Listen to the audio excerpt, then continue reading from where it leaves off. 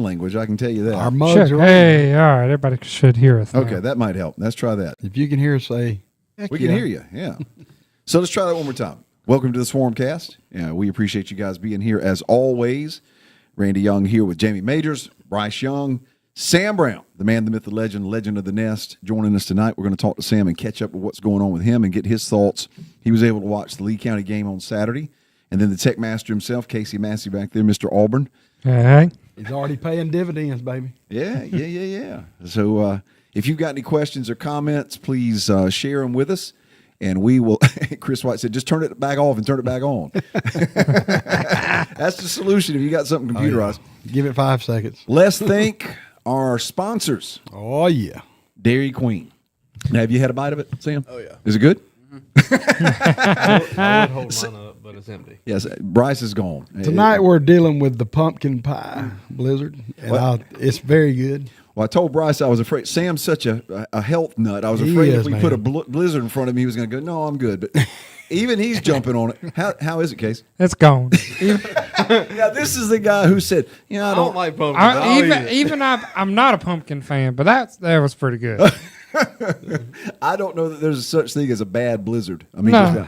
Now I've got the latte. I went with the latte tonight. Needed a little Crank him up. Little boost.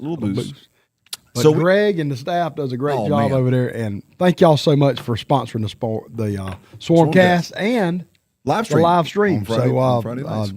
just a great job down there. Good eats, cool treats. Stop by and get you some. Get you some of that, as Brian Davis would say. Brian is not here tonight because the softball team is having a doubleheader. I think isn't it the last game? Yeah, it should be the last home games. Yeah. Yeah. And Bryce was saying that they lost game 1 to Houston. 4-1. Yeah, I don't know how that affects. I think that ties them up for the region. I'm pretty sure. All right, so now if they win the second, so it's like a tiebreaker in the second? Yeah. Okay. So we need to win it. Yeah. How you doing, Sam? I'm doing all right. Thanks for having me. Yeah, thanks for coming, man. This is fun. Yeah. And, I mean, you guys know this. I mean, this is just a bunch of guys who don't know what they're talking about, just talking about stuff. We love it. Yeah, so don't bank on any of it. But that guy down there on that end, he knows what he's talking about. So we'll bank on what he's talking about. Tough game against Lee County. We're going to talk about that. We've got Coach Rogers going to call us here in about 10 minutes or so. We're going to get the Sam Brown update to talk about what he's doing. We'll talk to Brian Davis at the bottom of the hour about softball. We've got Bryce's games to pick. And then we'll talk about the Veterans game coming up. And then about 7:45, Chad Parkinson's going to call us. Coach Parkinson, who's the head coach of the flag football team. They got their season started day before yesterday. And I'm sure he'll be very, very excited to be able to talk to us. They got their first win. Yep. And we'll just leave it at that. They played 2 games, won 1, lost 1. But they were playing some teams that are already established. Yep. So, and I'm excited to hear from Chad on after he got his feet wet in some real action. Yeah. To kind of see how he thought it went. yeah, and how the girls handled that. Absolutely. Because I'm sure they were nervous as they could be. Yep. Lakeisha Esther says, "Hey Sam, happy to see you trying to get yourself that offer." And she said, "I've been asking about you," and she has. Lakeisha has asked about you almost every week on here. She always asks about you. Yep. Thank you. Yeah, he's got some fans out there now. Absolutely. I mean, he's got some fans. And they love to see him come and be on that sideline too. Yeah, The Hulk Hogan comes in. And or Thor. Thor. That's what the kids at high school used to call him. He didn't know that. They say, "Well, Thor's here." I tried to get him to put that. We had a fake Thor hammer in the broadcasting room for a long time, and I tried to get him to plant it beside him or something to get a picture, but nobody was brave enough to do it. But anyway, and also too, we're going to talk about. And I need to write this down. We're going to talk about. We got a flashback, and we are going to go back to the first ever Georgia Public Television state championship game that was broadcast ever. Okay. Just leave it at that. And there's a connection with this week's Hall of Fame inductees to that game. We'll talk about that too. I'm excited about that now. Yeah, that'll be cool. Let's briefly talk about Lee. We're not going to get real deep into it because we'll get Coach Rogers' thoughts on it. The main thing I want folks to understand, I think Coach Rogers made the comment to me. He said, well, you would think that our season was over. He said, because so many people were like, we're still behind y'all. We still support you. And he said, we just didn't play real well. Lee County did. They won the game, but there's a lot of football left to be played. And I think, to me, that's the message our fans need to walk off with. Lee and Coffey's a very, very good defensive team. They're going to play next week. Houston County scoring tons of points on everybody. Anything could still happen here. So don't think that just because you've stubbed your toe against a really good Lee County team that changes anything, because it really doesn't. All of your goals are still in play. And Sam will know what I'm saying when I say this. Coach Rogers has made the comment that the best thing that happened to the 2023 team was the Roswell game in 2022, because there was such a point to prove and a bad taste in their mouth in a game that they know they should have won, flat out. That was a big motivator for the 2023 season. So the question becomes, how do we react? How you get off the mat? And Coach Rogers said when they came out in the pregame, before they came out on the field, he says, hey, this is two teams that are pretty much evenly matched, and it's going to come down to a handful of plays, and you just got to make sure that we get our share of the handful of plays, and we didn't. The block punt was huge. I think that went in our favor, thank goodness. But, man, after that, not much as far as making mistake stuff went our way. It was pretty much us making mistakes. We had a bunch of penalties that were very uncommon. Hadn't had a bunch of games like that. And I felt like the game never really got into a rhythm. Not for us anyway. Because you had that crazy stuff that happened right before halftime where the game was stopped at 8 to 10 minutes. Yeah, the first halftime. And it was just a lot of momentum stops. And then you had a ball that was thrown that was clearly on the ground. They called it a catch. The Chroma caught in the third quarter. That's a 3rd down and 8 play. I mean, plays like that change the whole – no excuses, but plays like that change games because that is a punt. Yeah, you never know. Like they don't run the hurry up on that ball that comes across the middle and hits the ground on the catch. If they punt the ball there, it may be a whole different game. You never know. Well, and I want to say this too, because I've been asked about that particular play. I don't know what the rules are in high school regarding a ball hitting the ground, but I do know, like in college, if you've got control of the ball, even if it does touch the ground, it's still a completion. The ground can't assist in the catch.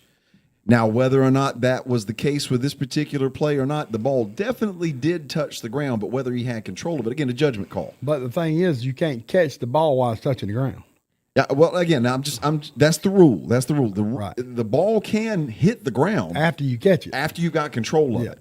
And I don't know whether the officials are saying he had control of it before it hit. It could have been. It was a bang bang play. It was a tough play that kind of went against us. So yeah. But anyway, I'm anxious to hear from Sam on Lee County's quarterback play because Sam's a great quarterback, and I think that Sam could probably have some insight on that. Yeah, you got a chance to watch it. Yeah, so I think the main thing that I saw from him is he stepped up his game from previous years where he wasn't really a factor. Like Central's entire defensive plan was to stop Uzman, the running back, but that really just opened up the game for him, and he really took control. He was over there running everybody over, just playing with confidence, and it really just disrupted our whole defense. And they're not used to getting punched in the mouth, so it was something for them to finally get used to. Absolutely. He nailed it right there, and that was the word I was going to use. He played with such a sense of confidence that we have not seen from him. Exactly. And it was just downhill all day. Because they put that guy in motion or put the two tight end on the end of the line right there on the right side. He's coming right there up the between guard and tackle, coming downhill at you again. And we just really had no. I'm gonna say had no answer for it because every time he stand back there and lean forward, he's 4 yards already, and they just tore or made us tired. Well, I'm gonna tell you something that surprised me. Yeah. I'll tell you something that surprised me. Eli's a 10th grader, so he gets to go to all the film studies and all. And he said, Dad, we had 6 3-and-outs in the game. The defense had 6 3-and-outs. And he said, Dad, we just did not take advantage of it. And so everybody says, whoa, you gave up 35 points. Whoa.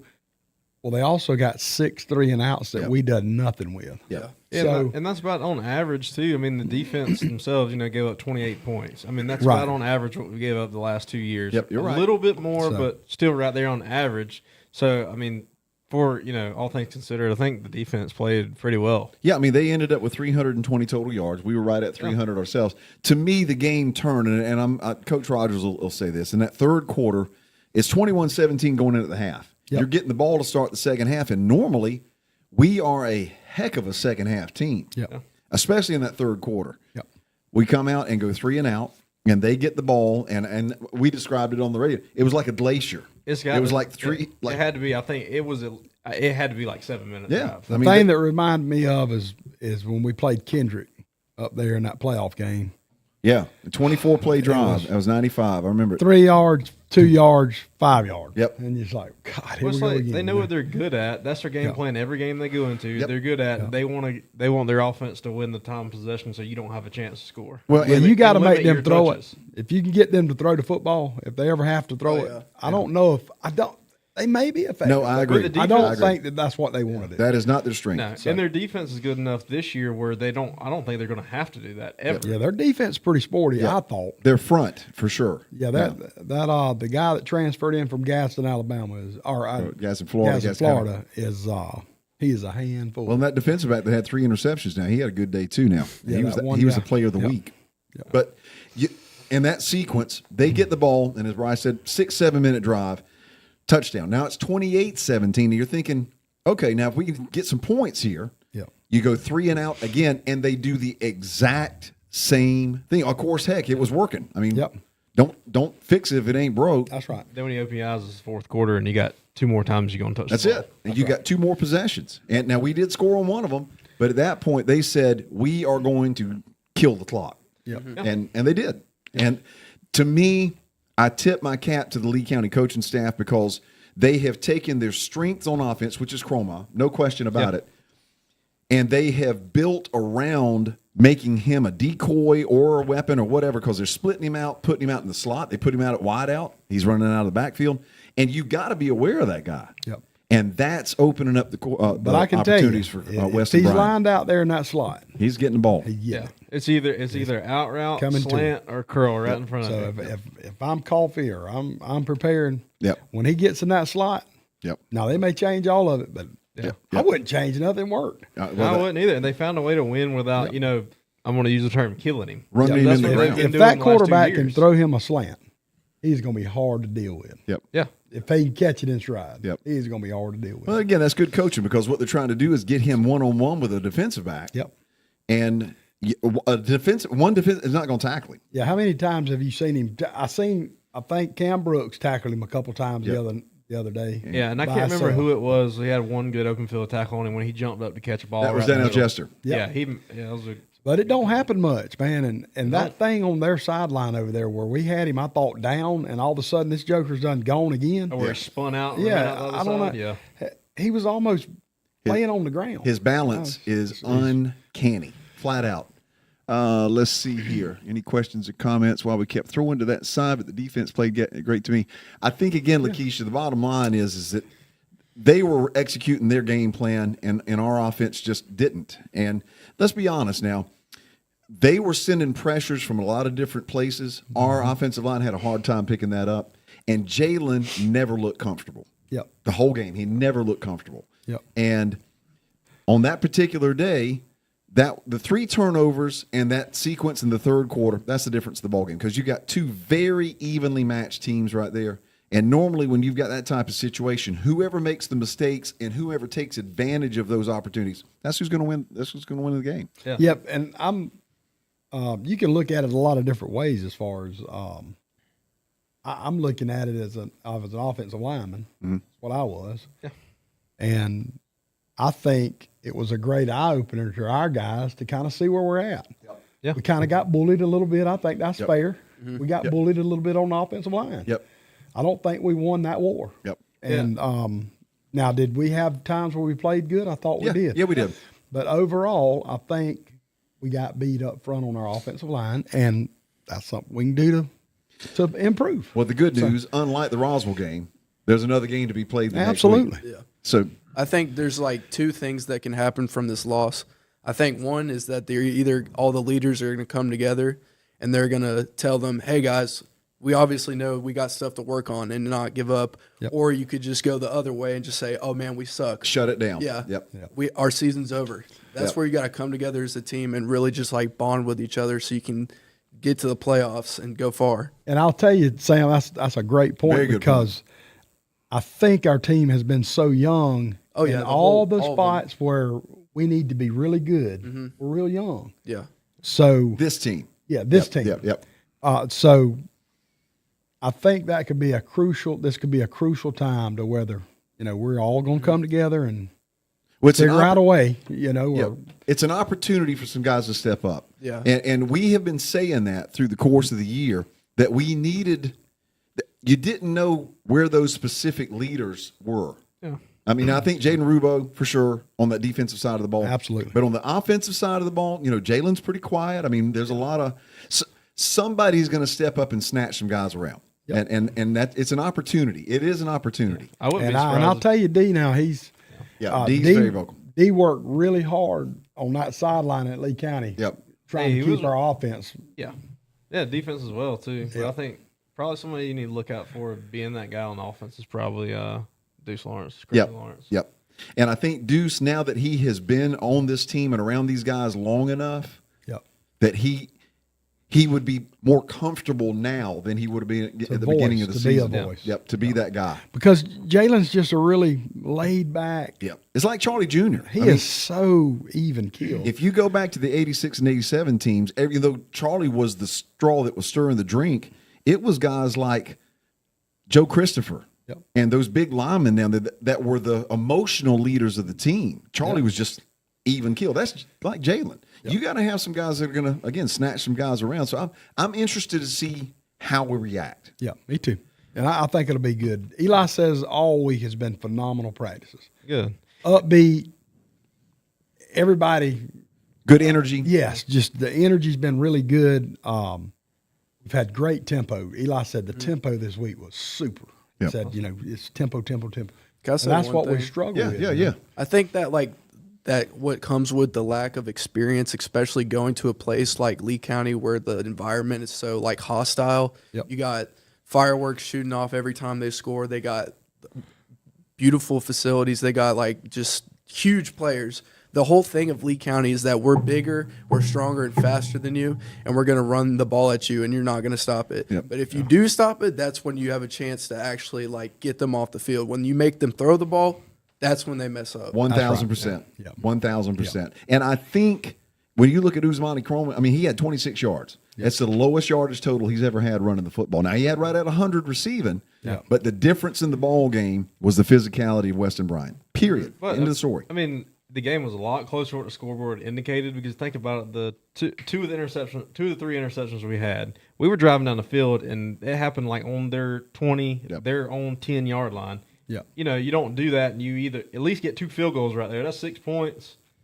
And you never know what can happen the rest. Well, there was one of those. Again, he was trying to hit JB right across the middle on a real quick out and was just a little late getting the ball out. Yep. And it gave the defensive back just enough time to react to it. But if the ball comes out just a smidgen earlier, timing-wise, the defensive back never sees it. Yeah. But, again, that's what didn't happen. And the good news is we know that we did not play our best game, and we still had a shot. I mean, as Coach Rogers told me the other day, without the pick six, we got a chance to steal it in that fourth quarter. But to me, again, that was a huge play. And you never know. This could be the best thing to happen to the team. Because I mean, the big picture wise, it doesn't change where you can go. No, not a Because bit. you're still going to have to beat the best to get to be the best anyway. Good won 25 in a row. 25 in a row, yeah. And had not lost a regular season game since 2021.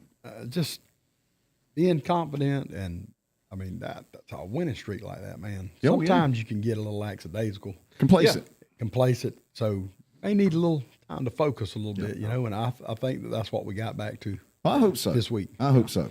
One more time, let's thank Dairy Queen. Absolutely This latte is awesome.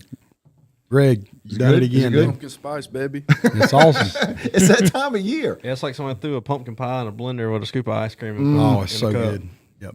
Yeah. Greg, you've done it again up there, buddy. It's good stuff. Well, and even Casey Massey that said he didn't like his was gone in like 5 minutes. I heard him scraping the bottom Yeah, before we here's started. the quote. I don't like pumpkin. I don't really like that, but I'll eat it though. Yeah. Yeah, and Man. it was going pretty quick.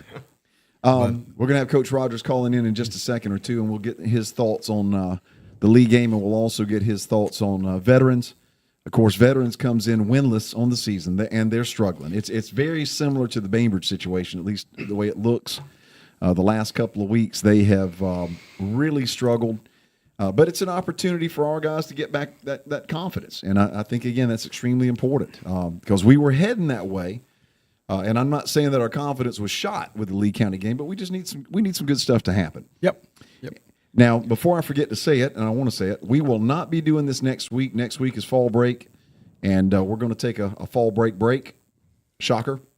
But we'll be back the following Thursday, not next week, but the following Thursday, before we go to play Northside Warner Robins up there. We got back-to-back Warner Robins games. So you got Northside Warner Robins and then Houston County up there, and then we close out the regular season first week in November against Coffee.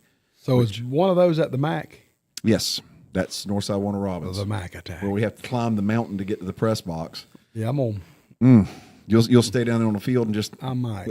I mean, it's a half mile straight up trying to I'll get. tell you, I'll get you to the top, but I don't. That's stepping out and on them stairs and looking down and there's Well, nothing. what's unusual about that stadium, their visitors press box is not connected to the stands. It's standing on girders that are several hundred feet tall, and when you step on that in the press box, it moves. Yeah, I'm. And That yeah, ain't that cool. is When weird. big guys get up there, that ain't cool. Hey, let me tell you, Even not big guys. Hey, you ain't got nothing to do with big. I might have to sit in the stands for that one if that's Woo, the case. Mike. I'm gonna tell you, dude. I thought I was Rocky. I got up there last time, started jumping around. I thought I'd won. Yeah, Dude, because I'm you made it telling to the man, top. that thing, man. I said, and I looked, and Randy said, "We're in there," and I was like, "Y'all in He there." said, "You are." That's right. Oh my gosh. Beautiful stadium, though. Yeah, a great, Beautiful an stadium. old traditional thing, and traditionally now Northside Warner Robins has given us trouble. I mean, we've only beaten them Absolutely. a couple of times ever. Yep. So again, hopefully, prayerfully, everything will take care of itself, and we'll go in there with some momentum. Veterans, as I mentioned, winless on the season. Winless? Yep, 0-6. Crazy, man. That's crazy. Yeah, they're struggling, but it's a region game. Yeah. And Bottom line. You couldn't have drawn a better straw, for this past week, everything with the storm and all that, and then the game not going your way. You Yeah. probably couldn't have drawn a better straw Well, to play this Friday. Well, I'll tell you one thing I like that Coach Rogers says. He's got a saying that he says, and it makes my hair stand up every time now. Okay. And a lot of these games, when we come in at halftime, a lot of them at the first of the year, we've been winning big time. And Rogers will say, right before we walk out, he'll say, "A wounded animal," and that's all he's got to say. And the rest of them says, "A dangerous animal." There you go. And So speaking that's of what Coach veterans Rogers, is. So Justin Rogers. What's up, man? How you Y'all talking doing? about the most dangerous animal in the world? yes, sir. That Is a wounded animal. Ain't no doubt. One animal fighting for his life. Hey, I wanted to tell you now, I don't know if you know it or not, we got a special guest in here with us. Sam Brown, the man, the myth, the legend, is in here with us. No tonight. way. The dude, the one that got this thing started. That's it. Ain't no doubt, man. The OG right there. Yes, sir. We've been building Ain't on it no ever doubt. since. That's right. Man, ain't no doubt. People don't realize, how big that was to get this thing started, to have a quarterback like Sam, and just the experience he had, the poise, the leadership, as we're trying to get things going. He was huge to be able to just have a guy at the trigger point to kind of get this thing flipped so fast. Yep. No doubt one of the pivot points in the turnaround of the program. Without question. You walk into a great situation when you got a guy like Sam who's going to be your quarterback your first year as a head coach. Yeah, and I was telling you, all the kids at the high school in the broadcasting program, they called him Thor. They never let him hear that, but that's what they were calling him. Thor's in the room. There's Thor. There you go. There you go. All right, Coach. Well, give us your thoughts now on the league game. Now that you've had a couple of days to think about it, and I know everybody again still kind of licking their wounds, but at the same time, what did you see whenever you go back and look at it? Can't make those kind of mistakes against good teams. First off, 3 turnovers and spot them a touchdown. I mean, that's the Captain Obvious right there, that you can't do that. And then we just had some very untimely pre-snap penalties and negative plays that were drive killers.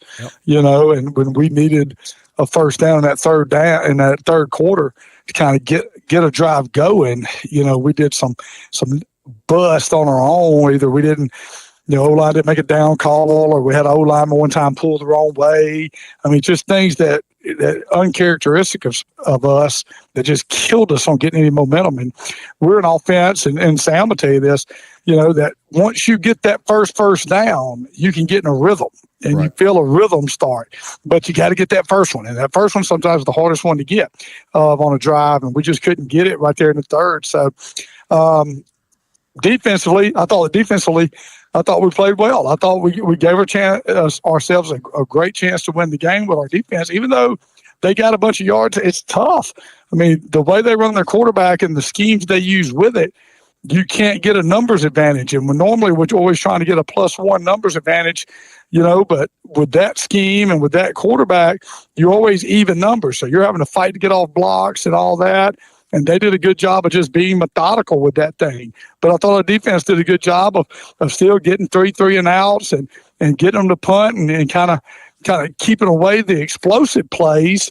And so offensively, we said we need to do a better job in the third, getting our defense off the field and giving them a break. Right. No question about it. And again, as you mentioned, I thought the defense got after it pretty good. Chroma ends up with 26 or so yards and like 12 carries. But they use him so effectively, Coach. They split him out. They'll move him out wide out. They've got him, again, in different spots in the backfield. And you got to watch him and be aware of him. And that's what's opening the door for the big quarterback to have the shots that he's been able to take. Yeah, no doubt. I mean, you focused on him, and that he's on shelf. He was lead blocking a lot. Yep. But where he killed us is they just flexed him out wide. He caught 3 dig balls on some big third downs across the middle, and he's a problem. Whether it comes in handing the ball to him catching the ball, or returning kicks. And so this time his poison was catching the ball. I mean, he hurt us in that area. One of the things that I mentioned earlier, Coach, and I wanted our fans to be aware of this. Everything's still in play. I know that everybody was hurt and everybody was kind of, again, licking their wounds after the game, but everything's still in front of us. I mean, it's tomorrow's another day. Yeah, no doubt. Don't you love when you got a situation where you lose one game in the regular season in 3 years, and everybody's like, what's going on? And, don't you love that? That's a good problem. Something we ain't used to, Coach. Yeah, no crap. And I'm like, everybody's hitting me up. I was like, "Free people, we're fine. It ain't chicken little. The sky is not falling." It was a really good game. I mean, you had 2 good teams. I'm sure Kirby Smart and Georgia fans all feel the same way. You had a game against Alabama, good game. Made a couple mistakes early on, lost the ball game. Same with us. We played a really good team, didn't play well, lost the ball game. We'll regroup, refocus, recommit, and we'll become a stronger and better team from it. When you look at veterans, again, this is an opportunity to kind of get the momentum back. What do you see when you look at them? And they got some good-looking kids. Everybody that comes to the game will see that. They're long in the back end. They've got some really thick linebackers that ain't scared to come down and hit, which is typical for them. Offensively, they kind of lean towards they're somewhat balanced, but I'd say 60% pass, 40% run. So they're a little skewed, willing to throw the ball and put it in the air, which is something we hadn't really seen a team do yet. Most teams have been running it more so against us, or attempting to. And so – you'll see that you're still looking for a team to kind of get some identity to them. So they're still, hey, they're a wounded animal, right? And so they're willing to come in here, take shots, take chances. They got nothing to lose. There you go. And so that's always dangerous as well. But the key to it is this is a great week for us to turn our focus back on us. Yep. Because, again, the league did a great job and they did awesome. But I can promise you look back and it was jackets beating jackets. Mm-hmm. And so we got to make sure that we don't do that this week. Get back to playing the brand of football to where we don't beat ourselves in any area and just clean up those mistakes. Yep. How's practice been this week? Good, real good. And so the kids came in on Sunday. You could tell they were very disappointed, but they were eager to get back after it. And so Monday, Tuesday, Wednesday, You could see them trying to make that turn. Sam knows this too. Make that turn to be player driven. We always talk about, if you're going to be player, the only way to be great is to be player driven. And the kids have to do that. You saw them kind of take that personal responsibility from the players. And it doesn't matter if you're in the NBA, the NFL, if you're in college sports or high school sports. Coaches can get you to good. There ain't no doubt. I believe that. I believe a good coach and a good staff can make a team good. Mm-hmm. But the only way to be elite, the only way to be great, is the players have to drive it. And that doesn't matter if it's the NFL, the player-driven NFL teams. They'll be the ones that are going to win that Super Bowl. Yep. The NBA, the players have to hold accountable the culture, the standard. And you saw our kids do a really good job of that this week at practice. Good deal. Sam, you got something? Hey, Coach. So who do you think the leaders are on the team right now? Ooh, that's a great question, Sam. Dang. That's a good one. D. Reddick. He knows what he's doing. Yeah, D. Reddick is certainly one. He has become obviously he's a great playmaker, and that has nothing to do with being a leader. Being a great player doesn't necessarily make you a great leader, but D is a good leader. And in fact, he's very vocal. He is a lead by example. He's one of the hardest practicing players I've ever been around. Mm-hmm. Sam probably remembers that when he was a sophomore. The kid practices hard, and he's competitive as rip. And so being that guy, Jaden Rubo, another just veteran that's been there, done that. He has been a steady leader throughout the entire year. He really did a great job this week of being a great leader there. And then offensively, we still got some guys kind of learning to grow into that leadership role. Ahmad Ponder, before he got hurt, was a really phenomenal leader on that side of the ball. And now you're having to see some guys starting to assert themselves as a leader. I think Artem, does a good job trying to lead those 5-0 linemen, being a really good constant leader there with that. And so still continue to grow on that side with our leadership there. And obviously Jalen, just kind of being that general right there, that steady presence that we have. Obadiah Farley wanted me to ask you, Coach, what message you want to give to the fans this week for this one? Well, it's homecoming. It's homecoming at the nest. Yeah. Say no more. Yeah. I want the fans to be there loud and proud and excited coming back home. We only got 2 more home games left. This will be our only home game in the month of October. Yep. And so we'll play this week and take a bite and hit 2 long road games. Won't be back till November. So we need to make sure we make the most of this home game, get our money's worth, have all our fans there loud and proud. And I already know this, and the boys know this, but just continue to show that support, man, just right there behind them. Yeah, we had more folks in that stadium last week than Lee County folks had. You know that. Yeah, like I'm surprised. I could have told you that on Tuesday. Hey, we take over stadium. Yeah, it's incredible. Hey, last week's Swarmcast, if we'd have had it, I'd have told you that was going to happen. Yeah.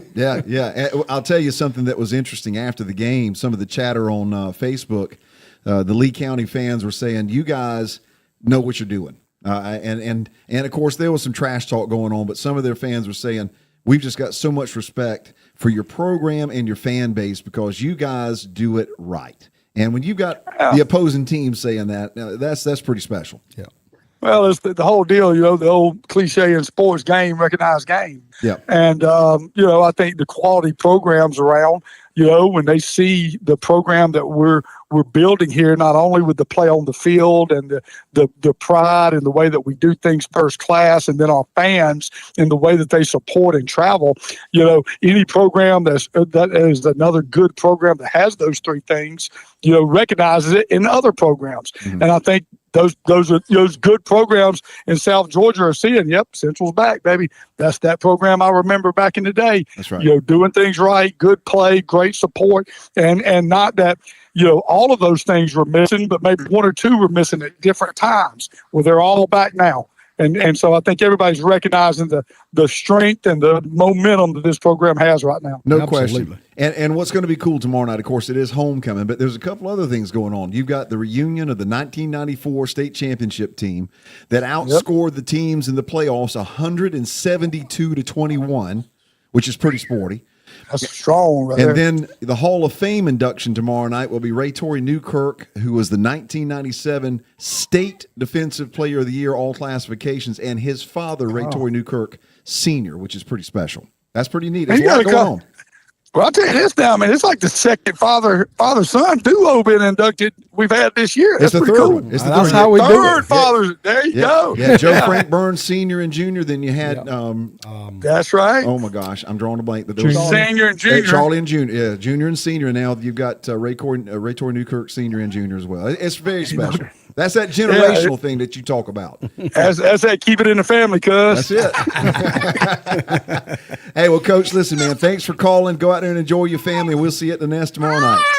Yes, sir. Now, Tell yes, sir. her Hey, we said, hey, she's wanting to get on the doggone thing is what she's wanting to do. I'll do it. Hey, you, Sam, it's great to hear from you, brother, and I hope you're doing great. Love you, man, and I am incredibly indebted and proud to have had you get this thing started for us, brother. Appreciate it, Coach. Love you. There you go. Thank you, Coach. Well, That's what it's all about, man. good stuff. Good stuff.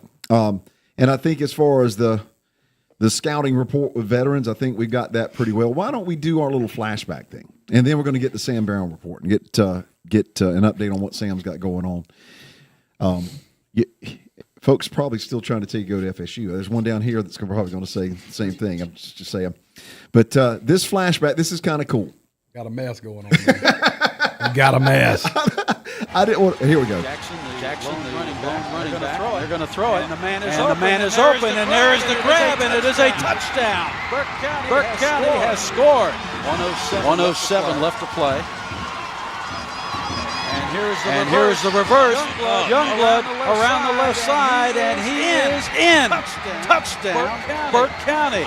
Thomas County Central Yellow Jackets have won the state championship for 1997 by a score of 21-19 as they knocked off a very determined group of Bears from Burke County. Yeah, I don't know why they didn't put any Central highlights on there, but that was from Georgia Public Television. That was the first state championship game that they ever broadcast back in '97, and of course, Joe Burns Jr. was running back, and you had Leonard Guyton playing quarterback. But one of the guys that was one of the leaders on that team was Ray Torrey Newkirk. And Absolutely. There was a play in that game that, and again, the reason that was Burke highlights was because that was edited and done by Georgia Public Television. We didn't do that. That was a promo they had put on a couple of years ago to talk about the first game they had ever done. But Ray Torrey had a play in that football game that's still to this day, and if I could find the video of it, that's what we would have watched. But I can't find it. The running back there for Burke County came into the game, Jamie. If I remember, they were saying he ran a 4.2940. Yep. He was supposed to be one of the fastest players in the state, and they were a very good team. Now, this was one of the most dominant teams we've ever had in '97. Yeah. And on a play in the third quarter, he busted out going toward Jackson Street on the left side toward their sidelines and was by himself. And I remember saying on the radio, there he goes.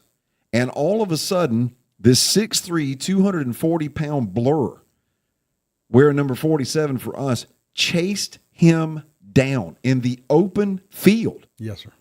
And the whole... With about a 10-yard start. Yeah, and everybody just went, what just happened? And that's Ray Torrey Newkirk, and that's who's being inducted into the Hall of Fame tomorrow night. Yeah, Road Warrior, which I'm not sure who that is, says that's the greatest play he has ever seen in person. And that was Ken Harper, who was the defensive or one of the defensive coaches for us at that point, still says it was one of those plays that he still talks about. Well, when I talked to Coach Harper about it, Coach Harper said, Jamie, let me just tell you about that play. Ray Torrey, we had a stunt called, and Ray Torrey ran it wrong. And that guy hit the hole where he was supposed to be. And Ray Torrey knew it was either catch him or not come to the sideline. I get it. And he caught him. Oh, my gosh. You're talking a 6'3", 240-pound guy. Anyway, Ray Torrey may have – we've had a bunch of good linebackers. No. I'm not and we've had a bunch of good defensive players. Any of them. Yep. He may be the best defensive player I've ever seen at this school. Yeah, I don't disagree. I mean, he was the 1997 Defensive Player of the Year, all classifications. Yep. A 3-time All-State as a sophomore, junior. He was the honorable mention his sophomore year, was first team junior, and then his senior year, he was the Player of the Year. Well, to show you how different Ray Torrey was, another story. So, Jeff, my little brother, is on that 97 team, but they're in middle school. They're in 8th grade. They had been practicing. Well, at that time, they would bus the kids over, the ones that they were going to bus home, and they would come hang out until the practice was over, and they'd be on the sideline. Mm-hmm. Or Big Matthew Nathan, the meanest guy in the land, they all of a sudden, you know, they hear a huge ruckus over there on the sideline, and Ray Torrey and Matthew Nathan is fighting. An 8th grader and a senior? 8th grader. And Coach Harper said, we got us something here, boys. We got us something right here, boys. Yeah. Well, Harper has also shared the story of how Ray Torrey got in trouble with Coach Pilcher. Yeah. And they demoted him to the scout team. And the first team offense did nothing. He was blowing up every play, and Pilcher said, get him off the field. Just get him off the field. And all the defensive coaches were just kind of chuckling to themselves. Said, okay, Coach, you're the one that asked for that. We didn't do that. Yep. Obadiah Farley asked a really good question here for you, Sam. What type of words would you give to Jalen coming off of a loss? Really just don't get too down on yourself. You've already been playing, like, tons of good football. You just had a bad game. I feel like everybody has, like, a bad game. And just not, like, don't, like, take what you, like, take your mistakes and learn from them and just come back and be the leader that you need to be, because everybody's going to be looking at you whenever you lose. So you just got to, I guess, just keep going and just keep getting better and lead the team. And Yep. Don't let the loss create another loss. Right. Yeah. I get it. That's perfect advice. And I think, Obadiah, I think Jalen has the attitude. Again, the highs aren't too high and the lows aren't too lows. I mean, very even keeled. Yeah. So I think he's hardwired for that sort of thing to happen. Okay, Tim Watkins Jr. is the road warrior. I got you, Tim. And I agree with you. That was one of the greatest plays that that I've ever seen. Picks. What games you got? Just out of curiosity. As we Hey, Coach Ferguson. Okay, good, cool. Right. Yellow. Chad Parkinson. What's up? How you doing, man? I'm living the dream. Hey, another day in paradise, brother. I love it. Yep. Hey, and welcome to the Swarmcast, where all the Jacket Nation is tuning in and listening. We wanted to get the updates from the man himself on what's going on with flag football. I mean, I know you guys got it started the other day. That had to be so cool for you. It really is. And, you know, aside from, you know, being able to coach my daughters, which I never thought I'd be able to do, it is the most. It's the funnest frustration I've ever experienced. Now, explain. Well, it's just, you know, lining up on a defense for a 2-point conversion, and our safety is, you know, used to being at a certain distance, and they may or may not be out of the end zone. Right. You know, right. So, but, you know, just little things you take for granted. Hey, it's 3rd and short. You know, they're not familiar with that lingo. Right. And what that means. You know, right. But that's also the why I'm having a blast is, you know, you get to talk to them about the little soft spots in a cover 3 and a cover 2, and you know, and they're like, well, you told us to, you know, that we need to run routes full speed. Yeah, run them full speed until you get to this little area, and then if you can kind of sit it down, you can make your quarterback's job easy. Yep. Right. That's and cool. So it is. I mean, it's really cool. If you'd have told me 20 years ago that I'd be talking to a 16-year-old girl about what an outside linebacker's doing and how to look a safety off.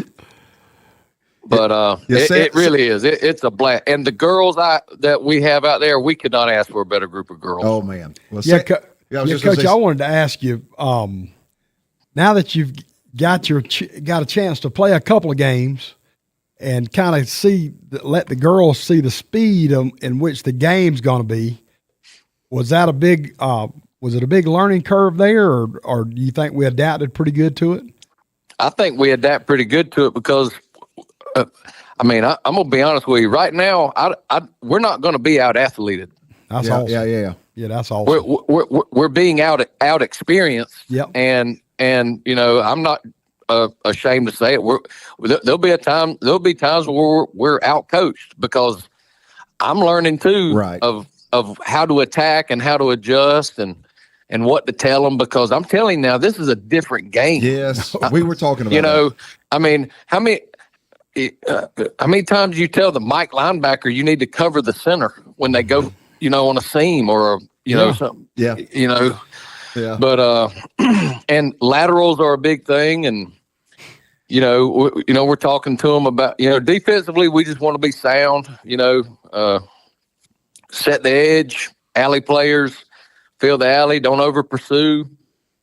Good pursuit angles. Don't get beat deep. Communicate. When one person leaves your zone, you need to have some good eye discipline, because somebody's going to come into it with combo routes and crossers and stuff like that, and snatching flags. And listen, and that's the biggest plays are when you miss flags, because like I said, we are athletic. Yeah, man, you got speed. I can flat tell you that. Yeah, we got speed, and they can cover ground, and speed's great for covering up mistakes. You can't coach it. No, you sure can't coach it. You can't coach height either, because if you could, I'd have paid all the money in the world to go get me some. But Coach, fill us in with how the games went. Tell us what happened. All right, first game against Peach, we got beat 19-0, and it was one of those games where I think we were a little nervous, and maybe a lot nervous. And I think things kind of sped up on us a little bit, just like thought process, not their athletes versus our athletes, just plays called in the huddle, and a coach sitting there to kind of walk you through it on the way to the line to get lined up. Right, You're on your own. Yep. That's right. And between games, pretty much the only thing I told them was one of the coaches said, "You gonna talk to them?" I said, "Not really, because I like where they're at." I mean, they were talking and communicating, and kind of they were communicating with each other, and they wasn't uptight. And I just told them, I said, "Girls, every mistake we made in that first game was self-inflicted, and it's easily fixable. Mm-hmm. So let's just clean it up, and let's just go play." And then we won the second game 13-0. There we go. And, there we go. Yeah, so that was the first win program history. Yep. And then yesterday was a real fun JV game. We got some really talented young girls, for real. And we went to play Colquitt, and they jumped up on us. We dominated the first half, and we just couldn't quite execute. But anyway, they got a touchdown, scored extra point, 7-0, and we're threatening, but never really punching it in. Well, we finally punched it in with 5 minutes to go, and I just said, "You know what? I didn't come here to lay up, and I sure didn't come here to tie. So let's go for 2." Uh-oh. We go for 2, and we come up a dang. So here's one thing that's different. You go for 1 from the 3. You go for 2 from the 10. You go for 3 from the 15. That's what I'm talking about. After a touchdown. So there's some strategery in there if you want to. That's a good word. I hadn't heard that in a while. That's a snigler. Strategery, said George W. Bush. That's That's right. But I was kind of just wanting to just say, whatever, we're going to go ahead and do it. We come up a yard short, and it might have been a controversial yard short, but I'm not going to comment on that. But anyway, so I ask our defense, I say, "Hey, I need to stop." And boom, we stop them. And then we're driving, and then Lexi Fries, she busts one with about a minute 25, I think, to go. So we go up, and my girl gets unsportsmanlike because she got so excited when she scored, she spiked it like Billy White shoes. I mean, old school spiked it. And they were like, the referees came over. They're like, she can't spike. And I said, I ain't worried about it right now. I'm gonna be honest with you because I'm just excited that she's excited. But so anyway, so now we're going for the extra point from about the 15, and it goes right off. We run a little. Some people call it a pick play. I just call it. Everybody's calling for the ball, and you just happen to get in the way of the defender. That's right. That's legal. That's right. And it goes right off our fingertips in the back corner. So it's 12-7. So would that have been a 3-point play?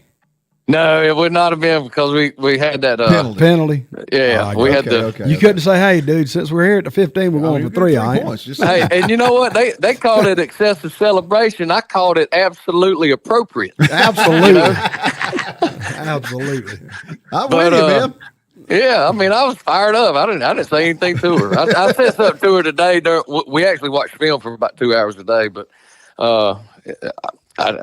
did you tell her how to correctly spike it? Is that what you were telling her? I was correcting her. Yeah, well, I guess we're going to work on the gritty and all that stuff. You can't spike it anymore, but you can do a gritty, I guess. Okay.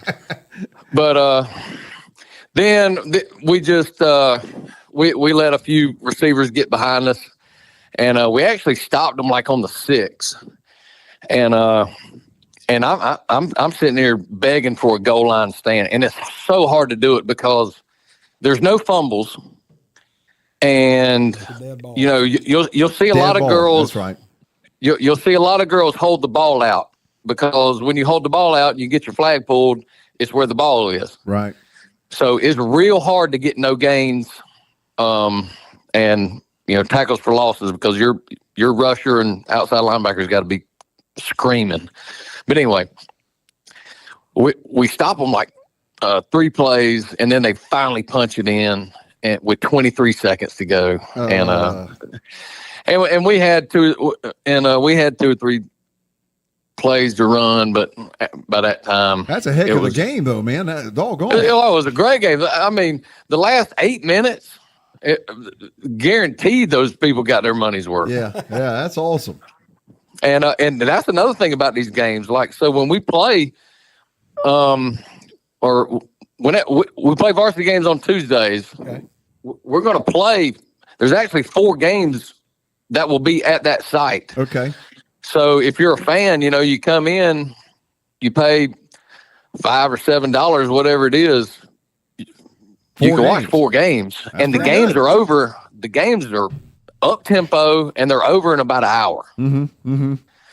Because I looked up. Oh yeah, they're quick. Because I looked up in the first game we played against Peach, and we had like 1.5 possessions in the first half because it's 4 10-minute quarters, and it's running clock except for the last 2 minutes of the second quarter. And then that's traditional, right? And then the last 2 minutes of the fourth quarter, and that's traditional, where incompletion, out of bounds, all that stuff. But running clock, brother, it's flying. Oh yeah, you flying, and there's not any water timeouts, and I mean you're coaching them on the run and getting personnel in there, and everything's kind of frantic. So getting able to. And I need to do a better job of helping them slow their mind down a little bit. Right. Jamie, you had a question? Well, I was going now. These, I guess, when you play, this is kind of like the girls' slow pitch softball. I guess what we used to do with that is we'd go meet at a certain place, and there'd be 2 teams there, and we'd play like a little round robin. Yeah. Is that kind of like the flag football too, to kind of get everybody there to, or we would get to host any?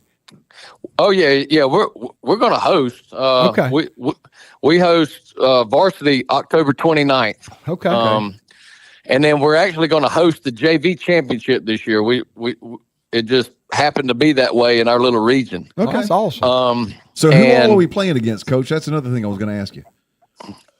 just the cupcakes of Valdosta, Lowndes, Colquitt, and and Baker. That's our region. Okay. Yeah, I ain't nothing Yeah, really. and, nothing and, really hey, there. and look here, when I say cupcakes, that is 100% tongue in cheek. I know it is. Yeah. But no, and they've been playing. I think Baker's a first year program, but Valdosta, Lowndes, and Colquitt have been playing for at least 3 years. Yeah.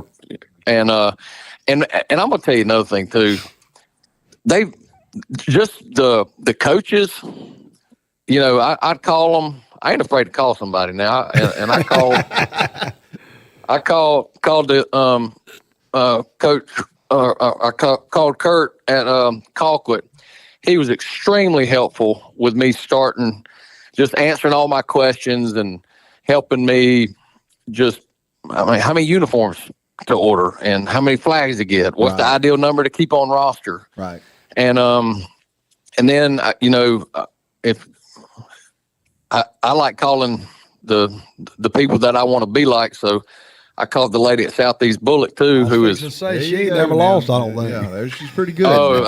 And I told her the first time that we talked, I said, I'm gonna be honest with you, Marcy, you're gonna get tired of talking to me because I've talked to her probably 4 or 5 times, and she has been so nice and just answering any question I have, and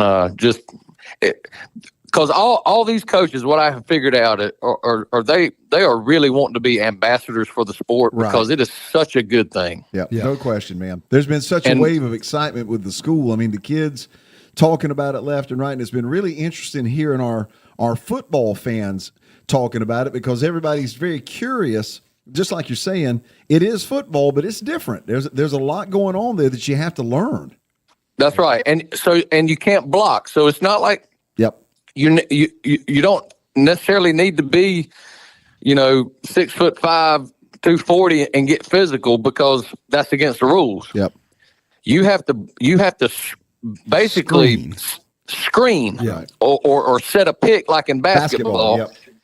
And I thought Georgia High School did a good job of wording it like this. It is a non-contact sport that has contact. Mm-hmm. Good. Mm-hmm. That's because you're going to bump in. That's right. You're going to bump into each other, but it can't be intentional. Quote unquote. You cannot be intentional, and there cannot. Right. And if you are intentional, then how do you do that's going to be 10 yards. Oh my! Well, everybody's eligible, right, to catch a pass? Yeah, everybody's eligible. Yeah. So like I thought this was funny. Paige and Katie, my daughters, they both play center. And,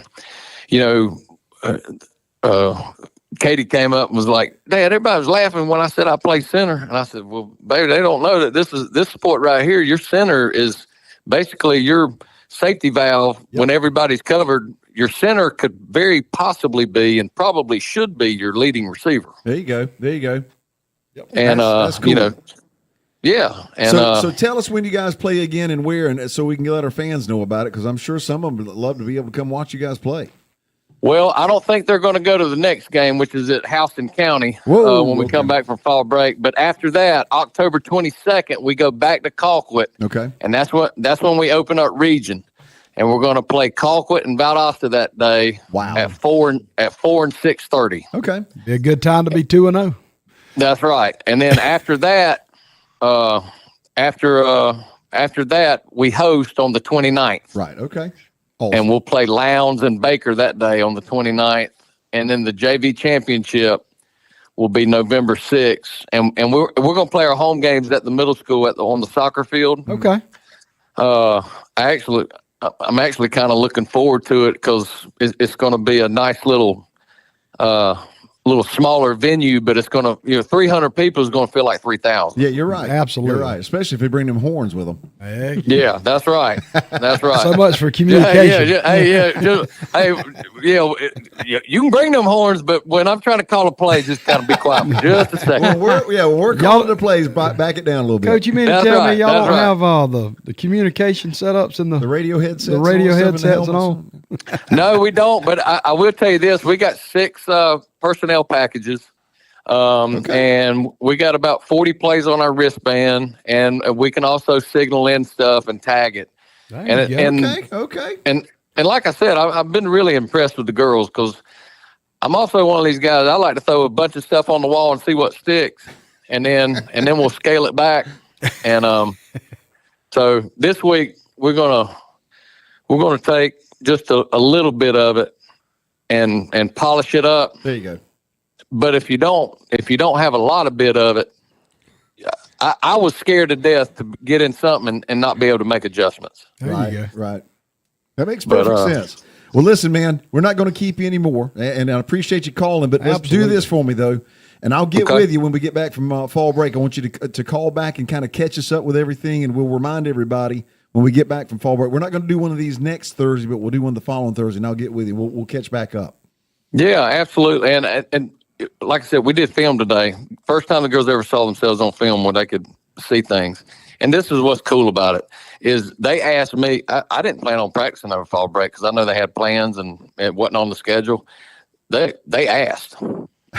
That's good. That's awesome. That's awesome. So, what we're going to do is I said, hey, girls, from, Tuesday, Wednesday, Thursday next week from 10 to 12, I'm going to be here if y'all want to throw and catch with me. And if you're not, that's not a big deal. I know you make plans and everybody's got families. But if you ask and I'm here, we going to. There you go. So there you go. Well, Coach, hey, man, congratulations on the win. Best of luck. And again, we'll check in with you when we get back from fall break. I'm excited to see how it goes. All right, man. Appreciate it. Take care, Chad. We'll talk to you. All right. Thanks, guys. Yeah, bye-bye. And we don't have to worry about pulling words out of our football coaches. I can flat tell you that I now. can tell you that, but they can get you get him and Rogers in the room, you walk off or either have a chair to sit on. I can tell I'm you. just going to get on out. All right, let's hear those picks, Bryce, to see what we got. All right. By the way, again, thanks to Dairy Queen for sponsoring the Swarmcast. Absolutely. Now, my cup is not completely empty, but I think mine's the only one in the room. Well, mine's gone, Greg, so it was good. Sam's is gone. Hey, Casey's was going in 30 seconds. Explain to everybody, too, right quick, that these picks are going to, I guess, be like a 2-week deal. Yeah, since we're not doing the show next week, I'm going to take one game from next week and apply it since it's absolutely hard to miss. And two, let me say this. I don't know how many of you guys did see, though, the Georgia High School Association did approve to move the season forward a week. So the off week that everybody was going to have at Thanksgiving is now gone. Which I don't understand. I want to. There's a tradition of practicing Yellow Jacket football on Thanksgiving. I don't know. Oh, and let me say this too before I forget.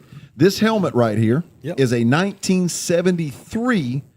Hold that thing up there, Jamie. Right. Central helmet that was actually found at a yard sale and then has been donated to be used in the new Sports Hall of Fame. And I've already had a. Tell them what year that was. 73. 1973 helmet. And I think it's older than that because I'm seeing some of the Vegas gold. So is that Vance Hurst era? That was just before Vance Hurst. That was Charles Barnes and those guys. Okay, big Charles Barnes, big Florida State guy. Yep. And the first one of the first guys Bobby Bowden never recruited. But I've already had a couple of players, and I'm not going to name any names, one specifically that called and said, I heard you were talking about trying to get memorabilia that could be used to display for this new Hall of Fame thing that we're going to be doing in the new practice building. And I said, yeah. And he said, now, I'm not saying I took anything, but I may have a couple of things that I can get my hands on that I can donate. I said, hey, well, I mean, a lot of these things are found at yard sales and stuff like that. How many signs does he bring in? Yeah, you're right. But it's all good, It's all good. Okay. Anyway, I just wanted to mention that before I forgot. If you've got stuff at home, please think about it because this is a great way for kids to see. How else are they going to see their own history? This is part of their own history, as far as I'm concerned. All right, absolutely. Bryce, what you got? All right, I want to go to the standings real quick. And we had one game canceled, so just eradicate. Yeah, didn't just count that one off. So Randy's first at 24-5, Jamie second at 22-7, Brian third. Me and him finally broke the tie. Good job. He's 20-9, and I'm last 19-9. All right. All right. I'll take that. All right. I So bet first you game, will, Mr. Northside at Houston. I'll go first. Okay. Houston. Yeah, too much offense. Yeah, I agree. Sam, you want to? Houston. Yeah. Okay, Sam, if you go undefeated this week, you'll take the lead. I was going to say. Jamie's never going to let you come back on. I can tell you that. All right, next game, Lowndes at Colquitt. Ooh. I think that one was supposed to be at Lowndes originally, but Yep. it's swapped. Yeah, it's such a mess. So, and by the way, if any of you fans that are watching are over in Lowndes County and the areas that were affected by Helene, our thoughts and prayers are with you. I mean, just unbelievable. And the stories that are coming not only from those areas up in Toombs County and, I mean, Lowndes County, but all the way up into North Carolina, it makes my heart ache to hear some of it. But every day I hear of a different area of Georgia that was affected. And I'm talking, we had a lady come in all the way from Blackshear, Georgia. Yeah. Said they can't find any electrical stuff. And did we have this? And I had it. And she about broke down in tears. She said, we've been looking for 2 days. This is going to get our power, get us some kind of power. Yeah. I'll go you one. Well, go ahead. But it's crazy. I'll man. give you one further. I'm standing in line at Walmart yesterday to pick up some medicine, and there's a guy in front of me picking up a prescription for his wife. They are staying here because their home in North Carolina is gone. Wow. They've got family here. So they came here because their home is gone. Yeah. And it's just hard to wrap your brain around. Anyway, all right. So Lowndes and Colquitt. You want to go first? I was going to go. I'll go first. I was going to go last this time. Okay. Or their guest picker goes last. That's right. I'm going to take Colquitt. Who's their quarterback? He's a freshman. I'm going Lowndes. I think the Vikings may be now. That's going to be a close football game, but I think they may be a little too physical. They're kind of built similar to Lee County, and Lee County had a lot of success moving the football on the ground against Colquitt. So I'm going to go Lowndes. I'm going to go Lowndes also, and I'm going Lowndes because they're tasting what they've been wanting to get back to. Yeah, and that's contagious. Yeah, and they're confident. The whole thing with the confidence thing, you know, it builds. Moultrie's sitting there 3-2, got a freshman quarterback that's going to be really good. I'm not taking anything away from him. He's a freshman. He's still getting better. Yep. But I just think that Lowndes is. I think at the end of the day, I think they'll be more hungry for it. Is it at Colquitt or Lowndes? It's at Colquitt. At Colquitt, at the Hog Pen. I played one game there. I didn't get to play, but I was there, and that place was crazy. So, oh yeah, I don't know. That'll be a good one. I think Lowndes. Okay. And you pick Colquitt. Yeah. Me and Brian both. Okay. Albert picked. He picked Colquitt. Okay. All right. I hear you, Brian. Worth at Thomasville. I'll pick first. Thomasville's just got too many athletes. I mean, I think Worth County will score some points, but Thomasville's defense is a lot better than Worth's defense, and I'm going with the Dogs. Yeah. But Worth will score some points, but it's not enough to win it. Yeah, I'm gonna follow you up too. I think they've won every time we've all picked them. So Has Worth only lost one game? They lost two. Who'd they lose to by chance? I think Irwin and Fitzgerald. Maybe maybe not Irwin. Was it Cook? I can't remember. They've lost 2 games though. I'm going to tell you, I'm going to go with Thomasville because I think they've got way too much defense. Yeah. But this thing's going to be scary closer than you think. Yeah, I think so too. But Worth's offenses. Yeah, they are. They're good now. Yeah, they are. Let me see real quick. I'm going to pull up Worth County. What's Thomasville. Thomasville. They are 2-3. They beat Turner County 44-6, lost to Irwin 55-46 in a real defensive struggle there. And anytime you score 46 points on Irwin County. Yep. They beat Dooley 46-3, but then they lost to Brooks 26-7, and then lost to Fitzgerald 28-21. Yeah, Brooks, I was missing. Yeah. But yeah. I still think Thomasville. Yeah, it's hard. Defensively, Worth County's, they're going to score some points, but I just don't think they'll score enough. All right, you ready to get into the hard stuff here? Oh, it's the good stuff right here. The hard stuff. Camden County at Valdosta. Woo! And that's on Saturday, I think at 12 or 1 or something like that. And Camden's Where's undefeated. At Valdosta. And Valdosta's undefeated. Yeah. You've been in there before. Oh, yeah. You come out that Wildcat pit. Sam knows a little bit about that. Bazemore. And they're both undefeated. Yeah, that's a good place, man. That's an awesome place to play. Tradition rich. The first time I ever went in there, and all of a sudden I heard some kind of chains and crap start beating up and down, man. And helmets on the freaking metal. that tin roof. Yeah. And that thing was moving. Yeah. I said, what? And they started that, we ran. Oh, yeah. And when they come, man, I'm going to tell you, that's a place to play. They've been doing that forever because when we played them our senior year, I got chills now because I remember. well, remember that they used to have a thing with a huge painting of a wildcat, and it said "Welcome to Death Valley," and this wildcat looked like he had rabies or something. And we were ahead of them. We played them in the playoffs in '81, and a full moon rose up over that sign, and they come out at halftime doing that junk, and our guys were. I mean, it was over at that point. I mean, the whole environment was so intimidating. That's one of the coolest places. It is. I've never went and played a game in there. I never got to play in there, but I've done a lot of games with the radio and stuff, and it's cool. Just one cool place to play. Tradition rich. Yeah. Okay, so we got to pick. Both are 5-0, and I can tell you neither have this, really had a close game. Camden is really young too. Yeah, I think they had I want to say 70 or 80. You're talking that mic so they can hear you. Freshmen that contributed last year to a deep run that they had. Yeah. Nobody's seen that coming. I think Camden's really good. Yeah, I don't think you can win in Bazemore. I just don't think you can win in Bazemore. Yeah, I'm going Valdosta. And they're good now. Old Shelton Felton's got them rolling. Yeah, they got them believing over there now. Yeah, but they're in a they're that's in a touchdown difference. Spot over there that is a now. touchdown difference playing in that place. Absolutely. Yeah, I'm gonna go with Valdosta too. They ended last season really good and looked pretty good at the second half of last year, and then looked back this year, and they hadn't had a close game since. All right, Sam. Wildcats. Yeah. Who did Brian pick? Man, he didn't even think about it. Yeah, that was immediate. Yeah. So cool place. That's going to be a good game, though. That's a great game. All right.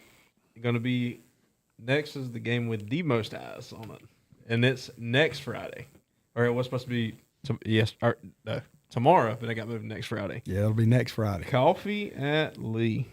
Well, I can tell you one thing. If that quarterback goes to running and standing up and trying to run through holes, they will pelt him. Yeah, they're a defensive football team. Coach Coe up there, yep. He came from Madison, Florida. Madison County, down there. He won 2 state championships at Madison. Yep. I think he played for a couple more. Then went up to Coffee, got him the first championship last year. Got him playing some D. Yeah. Leading the whole it's 5A this year in points given up. I think they're doing 9.3 points a game. Yep. The only team in the state giving up less than 10 points a game. Absolutely. They're the real deal. Have they played? But I don't know if they can stop both of them. Yeah. Let me see. They played Gadsden. Yeah. They beat a team out of Florida down there 10-0. I thought that would have been a blowout. It was like 10-3 or something. Or 10-7, wasn't it? 10-7. Yeah, it was weird, but that was an anomaly. I remember Jason Lewis texting me saying, "Dude, is this real?" Yeah, I thought it was fake we too. thought it'd be a blowout, and to think the team was out of Jacksonville, and but I mean, Lee's going to be so hard to defend for anybody because guess what? You game plan for one, you're going to get the other. Well, I think their defense is way better than they were last year. And that's going to. All right, so Coffee defeated Bainbridge 59-6. They won against Ware County 20-16. Columbia, Florida, I assume 40-13. Gadsden County 27-14. Mainland from Florida, which hadn't won a game all year. Yep, 21-0, and then Northside 41-0. That game that we were talking about, I don't see it on here. It's the Mainland. They win. It was the last time they played. Should have been. So they won 21-0. It's not showing. Yeah, against it says Mainland. Is that right? Maybe that's it. Yeah, I don't know. I thought the last time I saw it was like 10-7 or something. 10-3 or something. But anyway, that's what I thought too. That makes sense. So I mean, they're really good on the defensive side now. They graduated that huge running back they had. They had a monster running back. Fred Brown, wasn't his name or something? Oh man, he was the real deal. Got to see him play in the Mercedes out there. He's really good. Yeah, I'm gonna go with Lee County because I mean it's just good. Them group of seniors up there, it's gonna be hard to I ain't gonna never catch Randy Young if I don't do something different. Yeah, I'm going with Coffee.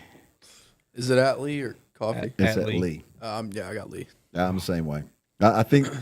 Well, I can game one on everybody. Yeah, that's going to. Brian picked Coffee too. Oh, did he? Yeah, that'll be a great Is football it strong game. like to drink? It's got two E's at the end, so it might be. It's not decaf. It's not decaf. And I hope Coffee finds a way to win, because then all of a sudden you got chaos. Oh, we don't want chaos. We don't never do good in chaos. I don't mind I don't know. chaos. I'll take it right now. I don't mind chaos. Is that the last one? Yeah, That's a good one to stop on. That's a heck of a game. That is awesome, man. Well, I hope that everybody. It's 8:15, guys, and we kept saying his bedtime's coming. Sam, you're supposed to be a man. Hey, Obadiah Farley asked Sam if you had a chance now that you can give a message to the Jacket Nation. What do you want to say to them? I mean, it's just one loss. I mean, you guys have come back. We always going to kind of come back. We just got to. You could do. There you go. Sorry, it's all good. It's all good. we just got to come together as a team and just keep working and not give up on each other and take. Like, we need leaders to come up and just lead the team. Like Coach Rogers said, be player driven and to just like. You got to like come out there and realize that you aren't going to get to play on the Yellow Jackets forever, so you got to like make it count when you do. Yeah, that's a great point. Well, I really need to do this, and this may take a couple minutes. Okay, we're done. But anyway. I have people ask me all the time, Sam, how you're doing, what you're doing, where are you at in your college. There's a lot of people probably out there listening. So now, we've talked about it on here a couple of times, but I want to know where you feel like you're at and how you feel about moving forward. Where Sam's at. And he's also going to ask if you know the directions to Tallahassee. I'm sure that's big. Well, I mean, he went the other way. Yeah. I mean, he knew something I didn't know. I mean, I was a Florida State fan for like my whole life, like my whole family. We were all raised to be Florida State fans. Yes, sir. And we went down to watch them practice and everything, and then a couple games in, I was doing really well my senior year, and I got a follow from Florida State's recruiting page, but then they never hit me up, so I was like, all right. And then I see DJ Ukulele or Unglowe. Close enough. I'm with you. Come on, like Yeah, I'm with you, dude. yeah. I've been up at Georgia Southern, and I've just been doing school for now, and I'm looking to walk on at Georgia Southern in the spring, which is probably like March-ish. Okay. I've just been training, stretching. Hadn't been throwing. working out any at all. I You mean, can't see we that. can't tell he's been he hadn't been training. working out or Yeah, anything. but I mean, like since the last time I played, like my senior year, I was like 195 pounds. I'm like 220 now, and I'm like the strongest and fastest I've been. Awesome. And man. I've been just grinding. There you go. Absolutely, There you man. Well, a lot of people ask about you a lot. You mean a lot to a lot of people in our Oh community. my gosh. I appreciate You were a guys. great leader, and like Coach Rogers said, you kind of started this thing rolling for us. Yeah, you no know? doubt. It wasn't just me, though. It was everybody else around me, too. Oh, we had a Yeah, lot but of you great had- players, but that was the one position Yep. we had to move forward Yep. with, Yeah. and you really helped us there. Big time. And you're a leader too, so. Well, that was the thing that always impressed me so much about Sam is very similar to Jalen. The highs were never too high, the lows were never too lows, and even when we were struggling, the next game he was coming out just giving the same effort that he gave. Well, every the now and previous then week. he tried to get a little higher because we had to try to keep him from jumping. I remember him jumping over that Jumping guy over one time, people down there, stuff toward like that. Jackson We're like, Street. I dude, remember man, we got to have you next week. I remember that. Let's see here. Obadiah asked if Coffee beats Lee and turns around and what's the tiebreaker? Well, of course, I don't know how that would work. Let's see what happens. Let's let before it we start play talking out. about that. We'll let it play out. Well, there's a lot of football left to be played. Yeah. Guys, let's get out of here. Casey, thank you, man, as always. And he did eat the And I did eat it. Our prayers with Kyle. Yeah. Yeah. He Give us an update so an on that. update on him. Let me just tell everybody his brother had open heart surgery Yeah. 2 weeks or last week. 2 weeks ago. 2 weeks ago. Something like that. But tell everybody what's up. Come off of surgery, ended up having to go on ECMO, lung, heart, kidney machine, if people don't know what that is. As of day before yesterday. Something like that. That's Or- right. They all run together, don't they? It's been a month for the family. They took him off of full ECMO. He was good until about 6:30. They ended up having to put him back on the lung part of the ECMO, just for his lungs to heal because they got full of blood and blood clots. Apparently today he opened his eyes, moved around some. There we go. We're going the right way, and Mom's actually watching and listening. Hey! That's awesome. So- I know you've been through a lot, so Bless our you. prayers are with you. Absolutely. Yep, I'm going up on Saturday down. sideways Over. to go see them. So, or it's playing Saturday, Sunday, one of the point this week. Got you. They're slowly waking them up. So Awesome, man. as soon as we can get them up, and they're supposed to be try to do some feeding tube stuff today, tomorrow. So Awesome. we're going in the right direction. Trending It's in the just right direction. Yeah, it will be anywhere between a month to 3 months before he ever fully comes off everything, probably Well, at this rate. So. praying for your mom and the whole family. Again, Absolutely. things are moving in the right direction. That's what we want. Christy Fawcett says, Sam. And Hey, Miss Max. yeah, and Lakeisha Esther says, Sam, good luck. Stay in touch. We love you, Sam. Thank you. Yep, there we go. And Sam, thanks for sitting in. This is fun, man. Anytime. Oh, yeah. Yeah. I mean, and if something happens, I mean, where you want to update everybody, just call in. Heck, if you just let me know. Let this joker here know. Well, Sam, I ain't never told you, but I'm so thankful that you're a Yellow Jacket. Woo! Appreciate it. Man, please. Man, 100%. And I still say he was excellent in that broadcasting department as an anchor in front of the camera. I think he's going to be on like Fox Sports or something one day. Absolutely. I'm just saying. Man. Just remember us down here. He's right? got. I was gonna say, don't forget us. Don't forget us, little guys. That's right. Rice, thank you as always. Yeah. Jamie, thank you. Hey, thanks everybody last Saturday for not giving me a hard time. I know I'm not Brian. Oh, dude, you listen, done he awesome, did dude. great. Yeah. Man, you did awesome. You did great, and I apologize to you because No, we man. walked right off and Hey. left your stinking receiver for your microphone. Hey, we here. done the interview. I may have been a little busy that You week were to help pack distracted, it. and I was distracted. I saw it. It's okay. It's I okay. saw It it, turned man. out, but we Oh. made it work. We got you on the phone talking to Coach Rogers. So everybody was able to hear his interviews and stuff. Yep. That turned out fine. We're good. But so tomorrow night, tailgate show will start at 5:30. We've got all of the senior homecoming representatives being interviewed, which is a hoot. Let's just put it that way. 5 of them are broadcasting Yep, students. first Cool. time ever 5 of That's them from awesome. broadcast department. But So- my gosh, and you they- can tell which ones are One's there. from the broadcasting department too. So they're not scared of no Man, microphone. the microphone doesn't worry them a bit. Now those other ones, their interviews like a minute and a half, 2 minutes. Those kids from the broadcast, 6 minutes, 7 minutes. I mean, they had a lot to say. But anyway, tailgate show 5:30. We'll be eating our pregame meal at Loco's 5-ish or so, and you're welcome to come join us.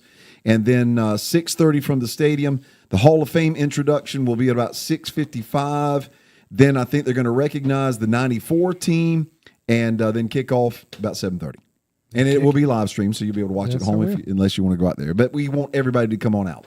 You gonna try to come to the game, Sam? Oh, yeah. There you go. Oh yeah. He could be down on the sidelines and help you be a sideline reporter. See, Give him an interview at halftime. let him talk to Coach Rogers or something. That might be kind of. I think we ought to sneak a jersey on him. Hey. Let's don't get that rumor started. God. It's, Yeah, I should have never said that one. I'll tell you though, if you It's Sam if you Page, need some just- scout team work, Oh, yeah. yeah, it's Sam Page, not Sam Branson, new guy. He's got a lot of eligibility left. see how much bigger he is. I was gonna say, that guy, he came out of nowhere to be a freshman. Just saying. Anyway. All right, guys, y'all have a good night. We will be back not next Thursday, but the following Thursday with the Swarmcast, but we'll be on the air tomorrow night with the Yellow Jacket football. Until tomorrow evening, for the whole crew here, have yourself a good Thursday. We'll see you on the radio tomorrow night. Go Jackets. Amen.